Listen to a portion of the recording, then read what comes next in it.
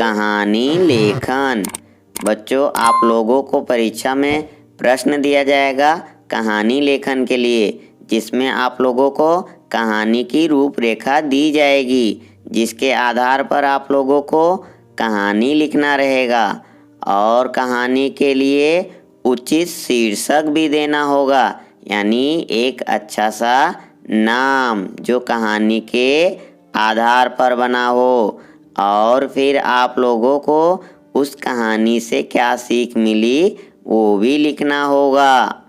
तो चलो बच्चों, हम लोग एक कहानी की रूपरेखा देखते हैं। बच्चों, ये आप लोग कहानी की रूपरेखा देखो और इसमें से ही यानी रूपरेखा पढ़ते समय ही आप लोग अगर हो सके तो इसके शीर्षक भी निकाल लो। अगर नहीं होता है तो कहानी बनाने के बाद भी आप लोग शीर्षक लिख सकते हो, पर आप लोगों को शीर्षक ऊपर लिखना होगा और सीख नीचे लिखना होगा। ठीक है बच्चों, अब हम लोग रूपरेखा पढ़ते हैं। राजा सैर करना, बूढ़े किसान का पौधे लगाना, राजा का प्रश्न, फल खा सकोगे? उत्तर, जिनके फल खाता हूँ मैंने नहीं लगाए थे। सोने के 100 सिक्कों का इनाम। महाराज देखिए, मेरे पौधों ने अभी ही फल दिए।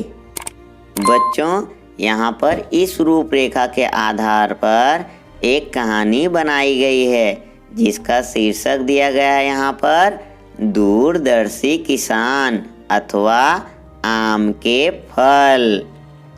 अब आगे की कहानी पढ़ते हैं। एक राजा था। एक बार वह अपने राज्य के देहाती इलाके में सैर करने निकला। उसके साथ उसके कुछ सरदार भी थे। घूमते घूमते राजा की नज़र एक बूढ़े किसान पर पड़ी। वह किसान अपने खेत में आम के पौधे लगा रहा था। किसान की उम्र करीब 80 वर्ष की होगी।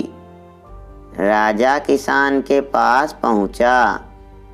राजा ने उससे पूछा, बाबा, तुम क्या सोचकर आम के ये पौधे लगा रहे हो? इन पौधों के फल आने में तो कई वर्ष लग जाएंगे। तुम तो बहुत बूढ़े हो चुके हो। क्या तुम इनके फल खा सकोगे? बूढ़े किसान ने उत्तर दिया, महाराज, मैं जिन पेड़ों के आम खाता हूँ वे मैंने नहीं लगाए थे। उन्हें लगाने वाले मेरे बाप दादा थे। जिस प्रकार उनके लगाए पेड़ों के फल मैं खा रहा हूँ, उसी प्रकार मेरे लगाए पेड़ों के फल मेरे बेटे और पोते खाएंगे। बूढ़े किसान का उत्तर सुनकर राजा बहुत खुश हुआ। उसने तुरंत सोने के 100 सिक्के निकाले और उस बूढ़े को इनाम में दे दिए। इनाम पाकर बूढ़ा किसान फूला ना समाया। वह बोला, देखिए महाराज, मेरे लगाए पौधों ने तो मुझे अभी ही फल दे दिए। बूढ़े किसान की इस बात पर राजा और भी प्रसन्न हो गया।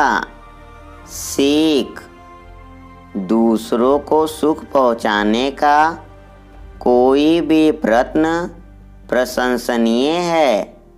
हमें केवल अपना ही नहीं, आने वाली पीढ़ियों का भी विचार करना चाहिए।